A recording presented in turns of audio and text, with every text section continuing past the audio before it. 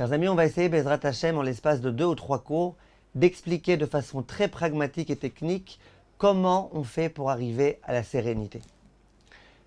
Il y a beaucoup de personnes qui sont empêchées de vivre sereinement parce qu'ils fonctionnent trop avec le passé ou ils fonctionnent trop avec le futur et ils ne se concentrent pas suffisamment sur le présent. Or, les sages nous font remarquer, et ça je pense que l'ensemble des sages, même pas que les sages de la Torah sont d'accord, que le passé, il sert déjà plus à rien, il est passé. Il ne va plus tellement me servir maintenant. Le futur, il n'est pas encore là. La seule chose qui puisse exister, c'est le présent. C'est-à-dire que ma vie, donner du sens à ma vie, c'est donner du sens au présent. Je ne peux pas maintenant donner du sens au futur, or qu'il n'est pas encore là. Je ne peux pas encore décider du futur. Je ne peux pas donner un sens au passé, parce que le passé, il est déjà passé.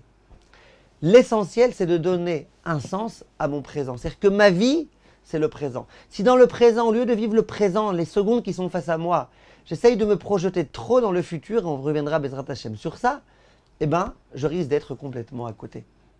Vous voyez parfois des gens âgés qui ont 80 ans, 90 ans, et qui sans arrêt ressassent et ressassent et ressassent des souvenirs du passé.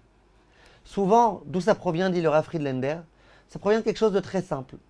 Ils sentent que leur présent, il n'est pas assez actif, parce que voilà, ils sont vieux, ils n'ont plus la force de faire beaucoup de choses. Leur futur, il est un petit peu comme ça, sombre, embrouillé, et donc, ils préfèrent se concentrer sur ressasser le passé, parce que le passé, c'était un passé où ils étaient forts, ils avaient de l'argent, de l'énergie, et donc ils répètent, ils répètent, ils répètent, ils répètent. Jusqu'au moment où on en a marre de les écouter, dit le Rav, bien sûr c'est mitzvah de les écouter. Mais ces gens-là, ils vivent plus. Ils ont arrêté de vivre d'une certaine façon. Ils essayent de donner un sens à leur présent comme étant simplement le moyen de répéter le passé, de se rappeler du passé. C'est dommage. Qu'est-ce qu'Hachem aurait attendu de cette personne-là que maintenant, elle donne de l'importance à son présent. C'est vrai que c'est un présent qui est un peu moins fort, avec un peu moins d'énergie, mais c'est pas grave. Hachem, il n'attend pas de quelqu'un de 80 ans qu'il ait les forces de quelqu'un qui avait 20 ans. Il attend de lui qu'aujourd'hui, avec les forces qu'il a, avec les énergies qu'il a, avec l'argent qu'il a, avec les moyens qu'il a, qu'il accomplisse la volonté d'Akadosh Baruch Hu. Pareil, il y a des petits jeunes de 20 ans qui n'arrivent pas à vivre leur présent. Ils se projettent immédiatement. Qu'est-ce qui sera quand j'aurai 60 ans? Je serai un grand homme d'affaires, j'aurai beaucoup d'argent. Mais non, il y a Wildy. Ce qu'il faut, c'est réussir à vivre le passé, le présent. Et ça, tout le monde nous dit. La véritable sérénité, elle provient du fait qu'on se concentre sur le présent. Aujourd'hui, j'ai une journée, j'ai une activité à faire, j'ai une chose. Qu'est-ce que je dois maintenant bien faire? Et ça, les hommes d'affaires, par exemple, vous le diront. Le secret de la réussite, c'est de pas trop s'éparpiller. Aujourd'hui, qu'est-ce que je dois faire? Je me fais le matin un planning très précis de ce que je dois faire aujourd'hui, pas demain, pas après-demain. Je fais aujourd'hui le planning d'aujourd'hui. Et aujourd'hui, je me concentre sur l'aboutissement de ce que j'ai prévu faire aujourd'hui. Et les gens qui vivent comme ça, d'abord, ils sont beaucoup plus efficaces parce qu'ils se donnent à fond dans le présent. En plus, ils sont complètement sereins parce qu'ils savent ce qu'ils ont à faire. Ils se donnent les moyens de faire ce qu'ils ont à faire. Ils sont heureux d'avoir réussi à faire ce qu'ils avaient à faire. Et puis, ils vivent bien leur présent. Le Gaon de Vilna disait, mes chers amis, écoutez un petit peu la grandeur de ce qu'il disait.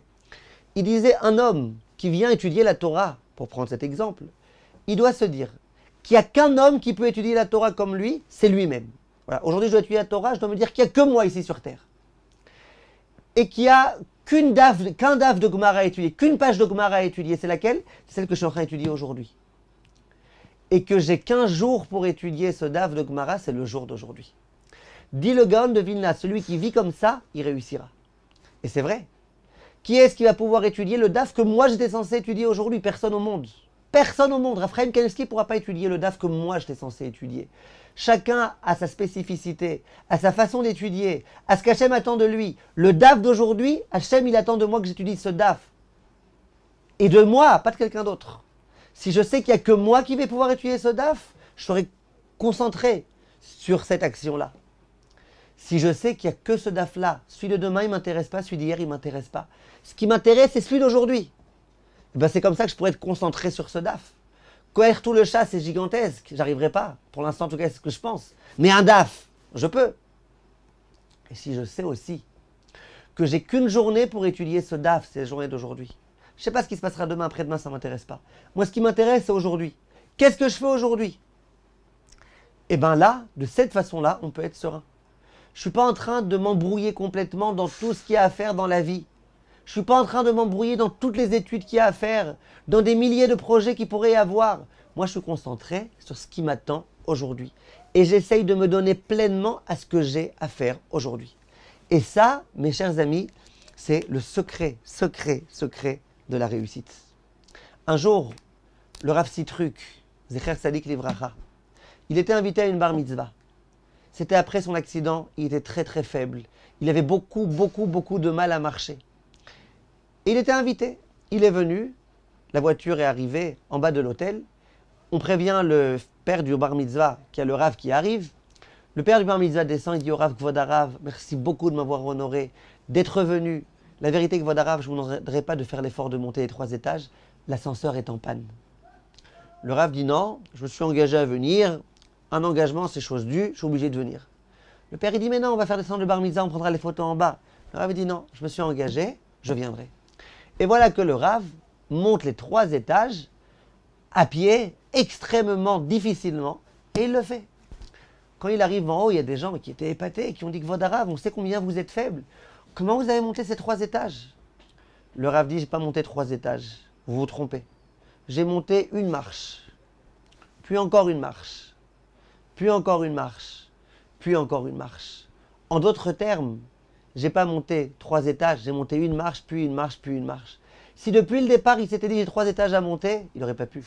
À chaque fois, il s'est concentré sur ce qu'il avait à faire maintenant. Maintenant, j'ai une marche à monter. Allez, j'ai de la force pour monter une marche. J'ai de la force. Le secret de la sérénité, c'est ça. Dis-leur à Friedlander, je dois faire du chesed avec quelqu'un. Si je me dis, ouais, mais de toute façon, j'ai tellement de mitzvot à accomplir aujourd'hui que... Et en plus, qui me dit que lui, il a vraiment besoin, peut-être qu'il y a des gens qui ont plus besoin. Et puis, qui me dit que ceci, cela, peut-être quelqu'un d'autre aurait pu faire ça à ma place. Il y a tellement de choses qui peuvent te déconnecter du bien que tu fais. Qui peuvent te déconnecter de toi-même. Qui peuvent te déconnecter de la vie. Non. Qu'est-ce que tu dois faire, dit le Rav? Tu dois te dire, il n'y a qu'une personne qui peut aider ce pauvre. C'est qui? C'est moi. Il n'y a que moi qui peut l'aider. Et non seulement il n'y a que moi qui peux l'aider, mais il n'y a que ce pauvre maintenant qui a besoin d'aide. C'est pas moi je pourrais aider des milliers de personnes, c'est lui maintenant qui a besoin d'aide. Il n'y a que lui. Il n'y a que lui qui a besoin d'être aidé. Et la seule occasion qui se présentera dans toute la vie de pouvoir aider un pauvre, c'est au jour d'aujourd'hui. Soit je la saisis, soit je la rate. Si tu vis comme ça, que tu vis au présent, que tu essayes de donner du sens à ce que tu fais dans ton temps présent, c'est comme ça, Bezrat Hashem, que tu pourras arriver à la sérénité. Et j'aimerais vous dire, mes chers amis, que très souvent, ce qui fait que les gens trébuchent, que les gens ont du mal à avancer, c'est le fait qu'ils se disent « Ouais, mais de toute façon, je ne tiendrai pas ». Tu as des gens, par exemple, ils commencent, ils disent « Allez, je vais faire le Dafayomi ». Ils étudient 1 jour, 2 jours, 3 jours, après ils lâchent. On dit « Pourquoi tu lâches ?» Il dit « Ah, je sens que de toute façon, je n'arriverai pas à tenir. Ah, de toute façon, je vois comment c'est du stress, je vois que les dimanches, c'est compliqué, les jours de vacances, n'en parlons pas, j'arriverai pas ». Les gens, pourquoi ils n'arrivent pas? Parce que d'un coup, ils pensent que ce qu'ils ont étudié, c'est toute la Torah Kula. Et là est l'erreur. Aujourd'hui, tu as un DAF à étudier. Tu arrives à étudier ce DAF, c'est bien. Demain, on verra. Demain, tu réétudieras un autre DAF. Et comme ça, tu t'apercevras au bout de 7 ans que tu auras réussi à finir tout le chasse. Si depuis le début, tu avais dit je vais tuer tout le chasse, tu n'aurais jamais réussi. C'est trop difficile. Tu risques rapidement de te désespérer. Mais si chaque jour, tu te dis aujourd'hui, il y a un DAF. Et c'est ça le DAF qu'Hachem attend de moi. C'est ça que je dois faire. Bon, tu peux avoir de l'énergie pour faire un DAF quand même. C'est faisable. C'est possible. Et bien l'homme y tient. Pareil dans tous les autres domaines de la vie. Tu as une grande épreuve. Tu as un grand problème. Tu as envie de faire une avéra. Et tu te dis, mais de toute façon, j'arriverai jamais à tenir toute la vie. On va te poser la question. Un jour, tu peux réussir à tenir. Aujourd'hui, tu peux réussir à tenir. Souvent, les gens disent, ouais, c'est qu'une journée, ça va. Une journée, je peux. Ah, une journée, tu peux. Si une journée, tu peux, eh ben voilà. Concentre-toi sur ta journée. Demain, on verra. Après-demain, on verra. Il y a tout un très grand groupe dans le monde de gens qui sont alcooliques et qui ont décidé de se soigner et qui ont trouvé des solutions. Je me suis intéressé dernièrement pour des gens que je devais aider en tout type d'addiction. C'est extrêmement intéressant. Il y a beaucoup de points qu'on peut apprendre d'eux. On en reparlera peut-être une autre fois. Et cette démarche-là, elle a été adoptée pour tout type d'addiction. les gens qui sont addicts de la drogue, les gens qui sont addicts de la nourriture, qui mangent trop, les gens qui sont addicts de tout type de films pornographiques et compagnie. Tellement de points, tellement de gens qui ont adopté cette chose-là, les gens qui sont addicts à la dépendance des autres. Bref, plein de choses. Le mot dont ils se servent, sans arrêt, constamment, c'est de dire on se concentre sur aujourd'hui. En hébreu, ils appellent ça rak le'ayom. On se concentre que sur aujourd'hui. C'est-à-dire que quand quelqu'un, par exemple, dit mais moi, j'arriverai pas à ne pas me droguer, ok, aujourd'hui j'arrive, mais bientôt il va avoir des jours compliqués, il va avoir des jours où je vais être en stress, je vais devoir me droguer. On lui dit écoute, ne réfléchis pas à demain, ça ne m'intéresse pas. Aujourd'hui. Aujourd'hui, tu arrives, c'est l'essentiel.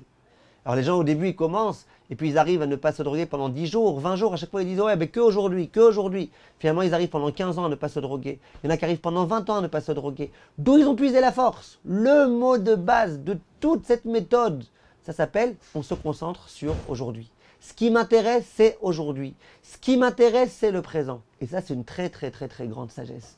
Vous voulez réussir mes chers amis dans votre vie, concentrez-vous sur le présent. Bien évidemment et je m'arrêterai sur ça. Vous allez me dire, mais attendez, si on se concentre que sur le présent, on ne pourra pas avoir d'ambition. Si l'homme il se concentre que sur le travail d'aujourd'hui, alors comment il va pouvoir se projeter? En fait, il faut savoir que c'est un petit peu comme le Waze. Vous connaissez le Waze? Comment ça marche le Waze? Dans le Waze, tu mets ta destination, tu écris ta destination, et après le Waze, il te dirige. Dans 200 mètres à droite, continuez tout droit. Dans 400 mètres à gauche. Ça veut dire quoi? Depuis le départ, d'emblée, tu connais ta destination. Tu sais que là où tu dois arriver, c'est dans une autre ville. Dans 6 heures, tu arriveras là-bas. Maintenant, si sans arrêt tu es concentré sur la destination et que tu n'écoutes pas ce que le Waze a à te dire, eh ben, tu vas perdre ton chemin. Qu'est-ce qu'il faut? Il faut se concentrer sur le présent. Maintenant, au présent, Waze, tu vas à droite, tu vas à gauche, tu vas tout droit, à droite, à gauche. Pour pouvoir arriver plus tard à ta destination, tu es obligé dans le présent de te concentrer sur le présent, sur les ordres que Waze te donne maintenant. Tu es obligé de te concentrer maintenant sur ça pour arriver plus tard là où tu veux. Ben, c'est pareil dans la vie. C'est vrai qu'il faut avoir des ambitions. C'est vrai qu'il faut mettre en place un projet qui fait que dans 6 mois, tu pourras obtenir cela ou dans 2 ans, tu pourras obtenir cela. Mais une fois que tu as mis le projet en marche, maintenant, tu te concentres uniquement sur le présent. Aujourd'hui, que sur aujourd'hui, pas sur demain, pas sur hier. Et vous verrez, c'est magique.